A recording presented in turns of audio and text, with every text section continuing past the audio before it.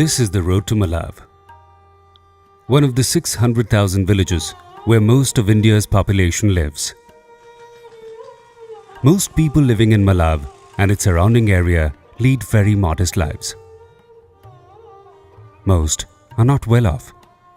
Many are unschooled and many are extremely poor. Many depend for their well-being and advancement on government subsidies and schemes, and few have any way of knowing about the benefits they can get from government schemes designed for them. According to the laws in India, every person has a right to take part in governance at local, state and national level.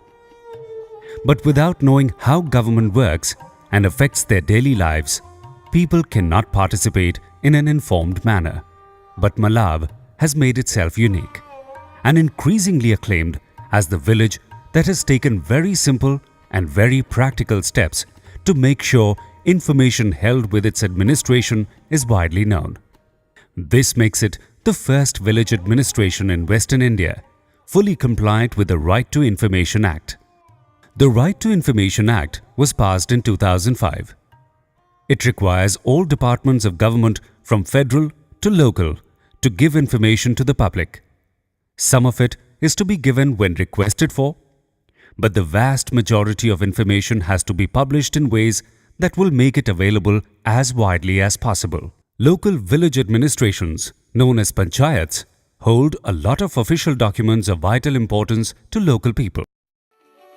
Panchayat officials across India are scratching their heads about how to get large amounts of information out to often unlettered populations living in remote areas. The hub of governance in Malav is its panchayat office. It is the place where everyone goes to get information. It is always crowded. All day long, hard-pressed officials try to deal with every kind of request. People come in to get birth, marriage and death certificates. Some want to check land title records. Others want income or character certificates to apply for various subsidy schemes and jobs. Many women come in to apply for jobs under India's new employment guarantee law. Most importantly, many poor and anxious people come in from miles away to find out if their names have made it to the long list of folks that qualify for food and housing subsidies, what the timelines are for applying, what criteria are being used for allotments. They need to know who the point person is for every service and where to take their complaints. Sometimes, the same questions have to be answered again and again. New information has to be put out for everyone to see, and old information has to be pulled out of dusty files. Getting information out of busy officials is not always easy. Villagers may have to come day after day and plead with the official who controls the information. Often visiting the panchayat means foregoing a day's wages that would have been earned working in a landlord's fields or at some construction site. Malav had to find a solution for both officials and the public. The panchayat didn't have money or trained manpower or access to modern data banks from which to dig out information. Nor could it rely on fancy touchscreen computers that need electricity that often breaks down. They simply used their imagination. All across the walls of the panchayat office, inside and out, the administration painted the information they were bound by law to make available to the population, even if no specific request was made for it. For example, every panchayat implements 16 different social development schemes for the most deprived of villagers. Be it housing assistance, pension for widows, subsidized food grains for the poor, the job guarantee scheme, etc. These wall panels display basic information about each scheme, its name, who is eligible to get its benefits, what documents are required to make a claim, time taken for sanctioning benefits, and most importantly, the contact details of the officer responsible for handling complaints about poor implementation. The Information Commissioner tells the story. This Panchmahal Abhiyan has a prelude. The prelude was that the Commonwealth Human Rights Initiative CHRI had undertaken a study of the implementation of the RTI Act in that district. We had consultations with all the leading civil society groups working in the field of Right to Information Act in Gujarat, including CHRI New Delhi, the Nagarik Adhikar Kendra Kalor, Mahiti Adhikar Gujarat Pahel MAGP and Anandi. After that, these volunteers actually went to the villages. They discussed with all the stakeholders, including the villagers, the village Gram Panchayat Sarpanch, the Talatika Mantri, the public authorities. They try to find out from them as to which department's proactive disclosure is more important for them, and thereafter which information actually was required by them to be proactively disclosed. Now, this was not decided by them, it was not decided by me or the commission, it was not decided by the public authorities themselves, but in a mutual process of consultation, these issues were posed to the villagers, and from the villagers the list of questions or the list of issues on which they want proactive disclosure, that was obtained from them. Housing, education, healthcare, food, these are the felt need of the people, they are the necessities actually of the people. Malav Gram Panchayat, its Sarpanch came forward and volunteered that he would like to make his Gram Panchayat 100% self-compliant with regard to the RTI Act. It took 2 weeks to paint the walls with the information using templates. Dynamic and changing information like annual budgets and expenditure figures, or dates of important meetings, or telephone numbers were written up in chalk so that it could be updated from time to time. At first, the paintings met with curiosity and amusement, but then the value began to sink in, and very quickly folks became used to the idea of information always being available and current. For those who could not read, there were always their school-going children to help out. Manu Bhai is the Sarpanch, or the head of the Panchayat. He is proud of his administration's handiwork and means to keep the information updated. He has made sure to have the central purpose behind the Right to Information Act, Aapka Paisa, Hamara Hisab, that is, your money, our accounts, prominently painted outside as a reminder to everyone, citizen and public servant, of the importance information plays in good governance. Those who need information can read it on the walls without asking anyone. Even on a holiday, they can read what is written outside on the walls of the panchayat and get whatever they need. Housewives can benefit from the various government housing schemes, insurance schemes and widow's pension. Those involved in farming can benefit from agricultural and employment loans. All that is available now. Wall paintings are great, but some people cannot read. To take the Right to Information campaign further afield, we need to get the information out through loudspeakers and village meetings that explain the benefits available under many schemes. The state government and the head of the district administration are equally enthusiastic.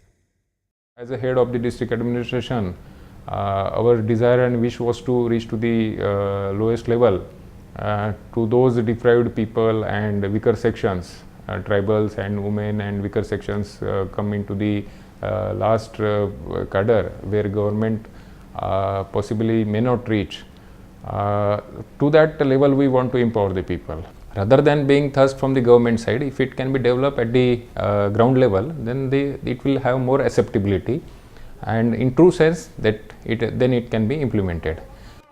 Before 2005, secrecy and silence were the order of the day.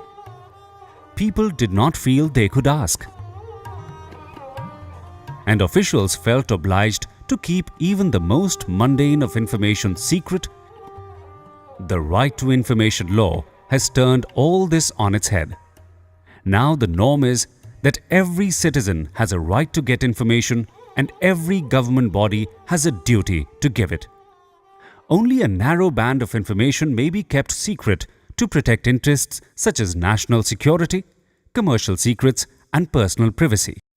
This has created a new excitement amongst citizens and energized them, from boardrooms to village huts, into asking how government works, how discretions are exercised, purchases made, contracts given, and money spent. We can say right to information is a key. But there are other laws that you need to make this system work. It's only if a law is not working well that we file right to information applications. But it's very necessary to know about those laws also. We try to give information about other laws through our paralegal training.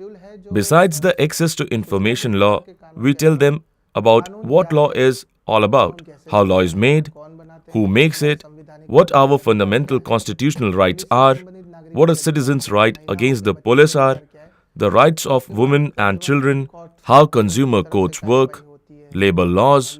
All this is given via paralegal training. Access to information has allowed small groups of public-spirited people like the Citizens' Rights Center to look into official records and measure for themselves how much of all the development work promised and budgeted for has actually been properly done, and through this claim their rightful entitlements and make officials more accountable. The Right to Information law has handed a powerful tool to citizens to engage with the government in a democratic and peaceful manner. Aslam and friends at the Citizens' Rights Center have used the Access to Information law to get a true picture of how village-level development works are going and whether they are being done according to government's own guidelines. 31 road projects were sanctioned, 22 complete, 9 incomplete, 6 minor community development works were completed, 2 haven't even begun. Drainage works have been done, 1 embankment has been done, but 1 is still to be done. Out of 4, 2 bore wells have been dug, 2 are incomplete. 2 hand pumps have been done, but 2 are still incomplete. 1 gutter has been built and another is still not done. The Citizens' Rights Center also makes recommendations to the government, for instance, about how village development programs should be selected and executed. Our first point is that development works should be selected by all the people at the village assembly. Number 2, the village meeting should be held in places and times convenient to everybody. Before every meeting, information should be made widely available in every nook and cranny through youth meetings. CHRI, the Citizens' Rights Center, along with 6 other groups, have a loose coalition of voluntary organizations and activist groups that go from place to place spreading the message of how to use right to information. Let's go. They sometimes organize legal literacy fairs. In rural India, weekly markets and fairs are the place where villagers from all over the area gather. It's a day to do shopping. It's also a family outing and a social event. The village fair is a favorite place for activists to tell people the right to information story. Posters, pamphlets, and video clips draw attention to the value of the right to information. Various government schemes are explained and guidebooks are handed out. Villagers are assisted to write up requests and offered follow-up support. We conducted information carnivals in Dahod and Panchmahal. In Panchmahal campaign, almost 300 to 400 applications were filed, and in Dahod campaign, the number grew up to 600 to 700. The campaign for bringing information to people's doorsteps makes a real difference to their lives. When I went to the village administration office, I read the information and could benefit from the government housing subsidy scheme. First, I got rupees 21,000, then rupees 15,000, and finally rupees 9,000. Altogether, rupees 45,000. The right to information law is slowly changing the relationship between the government and the governed. In our village, the fair price shop must be allocated to the minority community, but it was given to the majority community. We filed an information request to find out how this had happened. We heard nothing. We appealed twice. Finally, we have taken the matter to the State Information Commission. Now, after 2 years, at last, the administrative officer is ready to come to us to settle the matter. The benefits of knowing are very real. Knowing puts a curb on corruption, making access to services provided by government offices easier than before. In our village, whenever we apply for a passport, the police come to visit the house and verify our identity and address. One time, the policeman demanded rupees 500 as a bribe. At that time, it was paid without argument. But next day, we helped to file a right to information request asking for a copy of the government order which states that the verification officer is entitled to demand money. The very next day, the police in charge agreed to refund the money and corruption was defeated. Beyond Malav and its surrounding areas, all across India, the message is getting through. In democracy, it is people power. So why not give power to the people? The power and value of the right to information is getting through to people. The right to information is here to stay. Our village is 100% tribal. Only Bhils, nobody else. It was difficult at first, but slowly our people have become aware through the boards about how many households there are in the village, what schemes can benefit them. It is our job to give them information and get them the full benefit from the government schemes.